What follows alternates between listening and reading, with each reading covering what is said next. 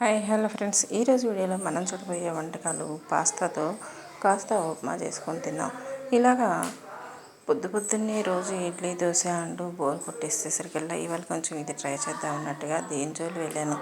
దీంట్లో ఉడకబెట్టేటప్పుడు కాస్త వాటర్ పోసుకొని వాటర్ తెగిన తర్వాత పాస్తా వేసుకొని దాంట్లో కాస్త ఉల్లిపాయ టమాటో 2 పచ్చిమిర్చి ముక్కలు వేసేసుకొని అది కాస్త దగ్గర పడి ఉడికేటప్పటికల్లా కాస్త కొత్తిమీర వేసేసుకొని అలాగే పాస్తా ప్యాకెట్లో వచ్చిన మసాలా ప్యాకెట్ కూడా వేసేసుకొని ఒక 5 నిమిషాలు మూత పెట్టి మగ్గనిస్తే మనకి పాస్తా రెడీ అయిపోతుంది.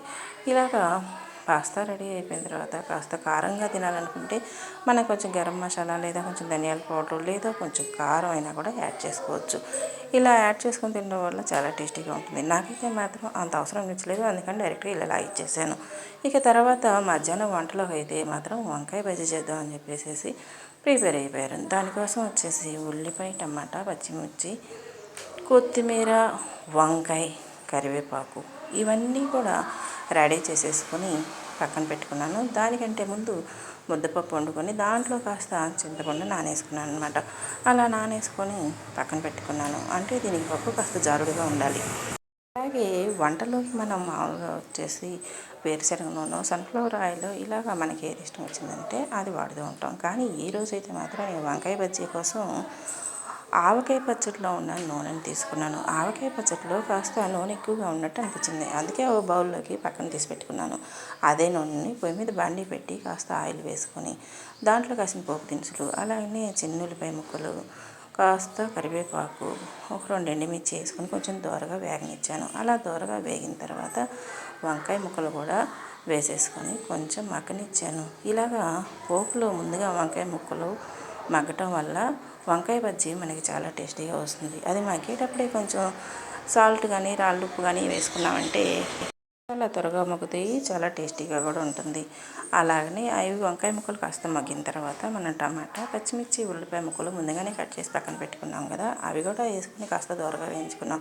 మనం కూరల్లోకి సాల్ట్ వాడుకునే కంటే కూడా రాళ్ళు ఉప్పు వాడుకుంటే చాలా టేస్టీగా ఉంటుంది. అలా కొంచెం మగ్గిన తర్వాత కాస్త పసుపు వేసేసి 1-2 సార్లు అలా అలా తిప్పుకొని ఇలా మనం తిప్పుకుంటూ ఉండగానే మగ్గిపోతాయి ఈ టమాటా ముక్కలు వంకాయ ముక్కలు. బాగా కాస్త మెత్తగా మగ్గిన తర్వాత 1 స్పూన్ కారం వేసుకొని కొంచెం అలా అలా తిప్పుకున్న తర్వాత దాంట్లోకి మనం ముందుగా వండి పక్కన పెట్టుకున్న ముద్దపప్పు యాడ్ చేసేసుకుంటే మనకి వంకాయ బజ్జీ రెడీ అయిపోయినట్టే.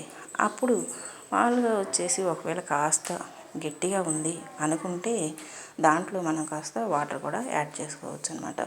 ఇలాగ వంకాయ బజ్జీ ఇంత సింపుల్గా చాలా తొందరగా రెడీ అయిపోతుంది. మనకి ఈ వంకాయ బజ్జీ చపాతీ పుల్కా అలాగే రైస్ దేంట్లోకైనా సరే చాలా టేస్టీగా ఉంటుంది, అంత రుచిగా ఉంటుందన్నమాట. ఇలా వేసుకున్న తర్వాత మనం ఫైనల్గా కాస్త కొత్తిమీరతో గార్నిష్ చేసేసుకొని ఒక్క 5 నిమిషాలు బాగా మీడియం సైజ్ మంట మీద మూత పెట్టుకొని మగ్గనిస్తే మనకి వంకాయ బజ్జీ రెడీ అయిపోయినట్లే.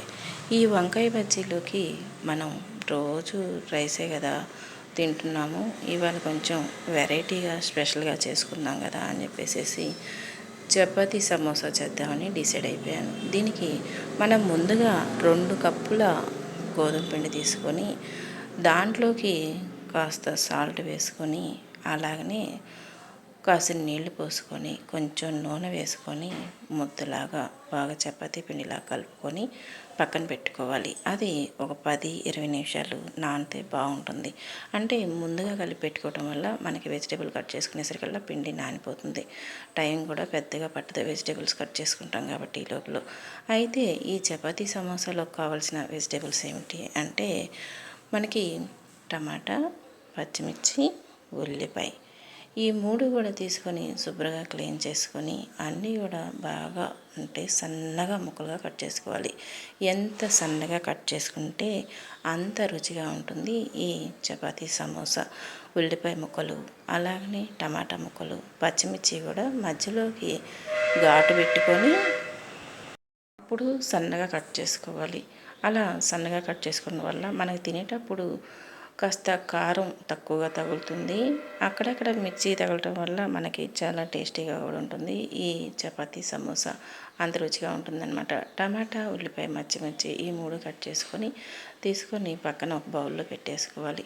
ఇవి ఒక బౌల్లో పక్కన పెట్టేసుకున్న తర్వాత క్యారెట్ తీసుకొని పైన పీలంతా తీసేసుకొని శుభ్రంగా క్లీన్ చేసుకొని కొన్నేమో రౌండ్ ముక్కలుగా, మరికొన్నేమో పొడుగ్గా సన్నగా కట్ చేసుకోవాలండి. ఇవి సన్నగా కట్ చేసుకుంటేనే మన చపాతీ సమోసాలకి టేస్ట్గా ఉంటాయి. తినేటప్పుడు కూడా మనకి పెద్ద ఇబ్బంది అనిపించదు అనమాట.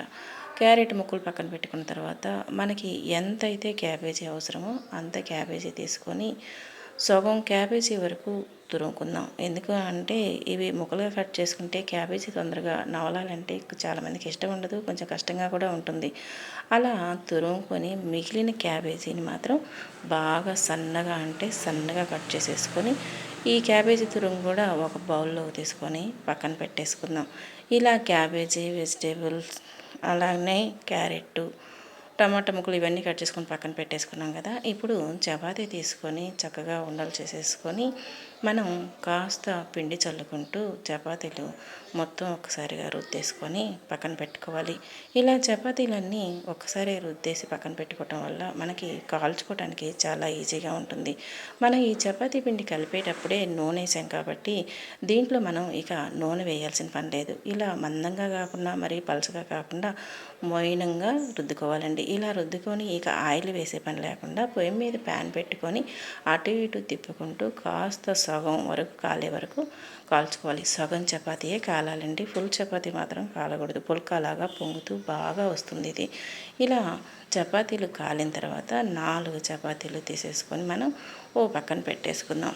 ఇలా చపాతీలు పక్కన పెట్టుకున్న తర్వాత మనం ముందుగా కట్ చేసి పెట్టుకున్న వెజిటేబుల్స్ అన్నీ కూడా దగ్గర పెట్టుకొని చపాతీకి మధ్యలో కొంచెం ఘాటు పెట్టేసుకొని ఒక పక్క మనకి జామ్ ఉంటే జాము లేదా టమాటో సాస్ ఉంటే టమాటో సాస్ చపాతీకి అప్లై చేసుకోవాలి. మరో పక్క వచ్చేసి మనం ముందుగా కట్ చేసి పెట్టుకున్న టమాటా, ఉల్లిపాయ, పచ్చిమిర్చి ముక్కలు పెట్టుకోవాలి. అలా మడతేసుకోవాలన్నమాట. ఇలా జాము, ఉల్లిపాయ ముక్కలు మడతేసుకున్న తర్వాత మరో పక్క క్యాబేజీ, ఇలా క్యాబేజీ మడతేసుకున్న తర్వాత ఇప్పుడు క్యారెట్ ఫైనల్గా ఇలాగా మనం 4 చపాతీలకి చుట్టేసుకున్న తర్వాత సమోసాలాగా చుట్టేసుకున్న తర్వాత ఈ 4 చపాతీలు ఇలా రెడీ అయిపోయిన తర్వాత ఇప్పుడు మనం పొయ్యి మీద బాండీ పెట్టేసుకొని అందులో 1 స్పూన్ నెయ్యి వేసుకొని కాల్చుకుంటే చాలా బాగుంటుందండి. ఎర్రగా బాగా క్రిస్పీగా మంచి కలర్ఫుల్గా కాలుతాయి అన్నమాట. నెయ్యి వేసుకొని కాల్చుకోవటం వల్ల ఈ చపాతీ సమోసాకి అధికమైన టేస్ట్ వస్తుంది. అంటే టేస్ట్ చాలా బాగుంటుందన్నమాట. ఈ వెజిటేబుల్స్ అన్నీ విడిపోకుండా చాలా బాగా వస్తాయి. మనం దీనికి కావాలనుకుంటే ఒక లవంగం ముక్క గుచ్చుకుంటే సరిపోతుంది, పైకి లేగకుండా. నేనైతే మాత్రం అలాగనే కాల్చేస్తున్నాను. మీకు కావాలనుకుంటే అలాగా లవంగం ముక్క గుచ్చేసుకోండి, చపాతీ పైకి లేగకుండా ఉంటుంది. ఇప్పుడు మనకి ఈ చపాతీ సమోసా అలాగనే వంకాయ బజ్జీ, పాస్తా, ఉప్మా రెడీ అయిపోయినట్లే. మరొక వీడియోలో మళ్ళీ కలుసుకుందాం.